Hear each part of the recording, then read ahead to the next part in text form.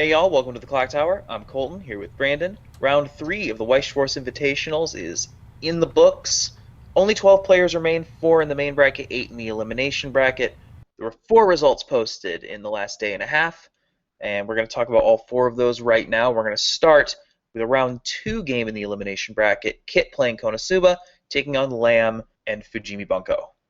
So this game was not streamed, partly due to some computer issues, but I did reach out to Kit and was able to get some information back about the 2 games that played that way.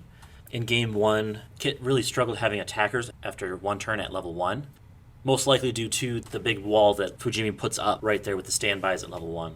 At level 2, Lamb was able to triple cancel and was able to kind of prevent the early play darkness that gives additional power because he was able to stand by the right standby that ties in with his level 3 support to get that extra 3,000 power and be able to power over it. That kind of helped set the pace of the game, giving Lamb the victory. Into Game 2, both Kit and Lamb were canceling left and right. He estimates about 6 times at level 0. So much so that Kit actually refreshes his deck at level 0, about compression about 1 in 3, and then Lamb hits him for about 9 to 10 damage straight. Now at level 2, after taking about a level and a half of damage, once Lamb hit level 2, was able to then get the healing early plays going. It was just not going well for Kit. At level 3, Kit mills off 5 climaxes with the Union back row. Likely the climaxes that he would have liked to have just that little bit earlier, and removing the cancels out of the way, Lamb was able to finish off the damage that way. Winning both games, Lamb advanced to the next round. Obviously, eating a level and a half of damage is hard enough, but it becomes all the more difficult to win when your opponent is canceling the way Lamb was. For Lamb's part, Fujimi Bunko is basically the Nixon administration of the meta, just continues to deny pretty much everything. So it's hard to get over Fujimi. It's hard to get that power, and KonoSuba itself is not a particularly high-powered set. So it can struggle to deal with big standby targets that have a lot of power. So when you're already playing a less than ideal matchup, when the elements of the game that you can't control are also not working in your favor, those obstacles become that much more difficult to overcome. But Lamb's not done yet. Lamb had another game yet to play versus Broderick. Don't have a whole lot of details to give on this one, but essentially Broderick won Game 1, Lamb won Game 2, Broderick won Game 3. It's actually a really interesting matchup to see because we see the Priestess Goblin Slayer deck, known for its a little more high-powered defense and soul wall, versus Fujimi, high-powered standby targets, and the event Neg Soul. So it's like a really cool mirror match that's not the set mirror match. Yeah, these 2 decks strategically try to do a lot of the same things. They both have really effective soul neg packages, and they also both have consistent healing. So I think that Fujimi's big advantage is that it is more powerful, its numbers are bigger, whereas Priestess can get its soul neg package out at level 2. And again, we don't have really many details about this game. But in a matchup that is essentially a war of attrition, it seems like being able to have more consistent access to your soul neg, it seems that having more consistent access to your soul neg mechanics is probably the thing that would make the most difference in this matchup. So this with this matchup now set, Broderick advancing to the next level of play, we move on to the 3rd game of the day with Sven and Colton. With this one, it was really interesting to watch this play out. Sven ends up taking the series 2-0 and definitely came in with a game plan in mind, because you see him do the same thing in both games. He starts out, he brings out Yuki with the combo, and then from there he more or less sacks his way into level 3. He puts out zeros or another Yuki and just tries to build up stock for the end game just by fielding whatever he can. Colton, on the other hand, Game 1 was not his day.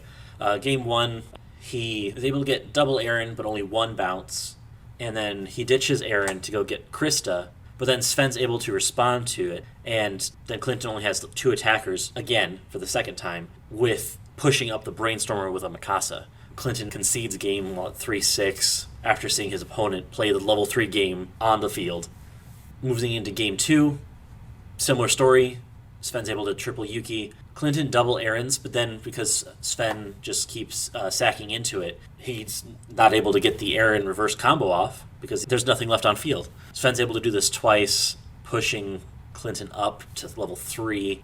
Colton turns around, pushes Sven up to 3.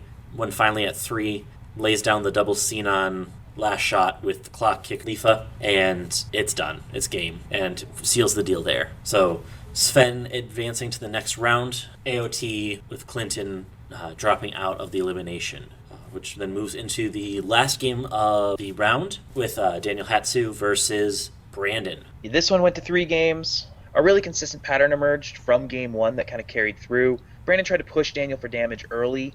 He would get the swimsuit megameans down that reveal 1, and if it's a level 2 or higher, it rests when it gets reversed. And because the salvage condition on Daniel's level 1 combo requires that his opponent's front row be completely reversed, that megamine was able to deny Daniel's salvage combo a couple of times in this matchup. In game 1, this all gave Brandon a large damage lead going into the end game. He was able to get an Aqua Fumio down and closed at level 3.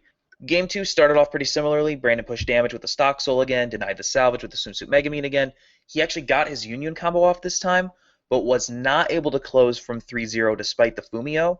On the return, because Daniel's finisher on attack can look at the top 2 cards in his opponent's deck and either kick them to waiting room or leave them on top, essentially guaranteeing him 2 clean damage. And he was able to mill 2 climaxes off the top of Brandon's deck, stick damage, and push him to game. Game 3, the swimsuit megamines didn't actually work. They didn't trigger their level 2s, so they got reversed, which let Daniel loop his Kasumi combo. Daniel got board advantage at level 2 and pushed Brandon into level 3. Brandon could have tried to potentially to swing for a game from 2-4, but he didn't really have the stock resources to try to do that. He tried to play it conservative, tried to improve his compression by pitching his climax combo. It didn't work. Daniel was still able to get his clean triggers with his finisher's top check ability and closed out from level 3. So Daniel played that game really, really well, takes the 2-1 win, and moves into the 4th round of the elimination bracket. Looking at that bracket, there are only 12 players left, running 9 different decks. We have a pair of AOTs, a pair of KonoSubas, and 2 SAO decks left. Out of all of that, though, only one of those decks is in the top 4. That's Ryan Wibberley with his KonoSuba list. He'll be playing Davide with Cardcaptor Sakura.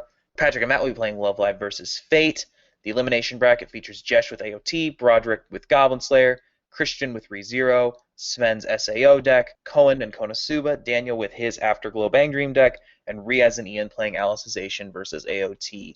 As far as the schedule is concerned, today, honestly probably going on right now as this gets uploaded, Riaz and Ian are playing over on ENTCG. We don't have any other games scheduled for the rest of the week until Saturday, but Saturday we have the main bracket doubleheader, Ryan and Davide, 4 o'clock Eastern on July 11th, followed by Patrick and Matt at 9:30 Eastern. Neither of those games have streams scheduled yet, although we anticipate that both of those games will be streamed. 2 of the most important matchups left.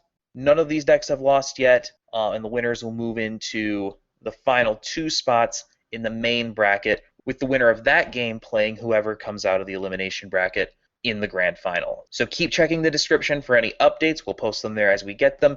In the meantime, as there are only 12 players left, there will be fewer games going forward, so there might not be a video every day depending on when the games are played and how many of them are played.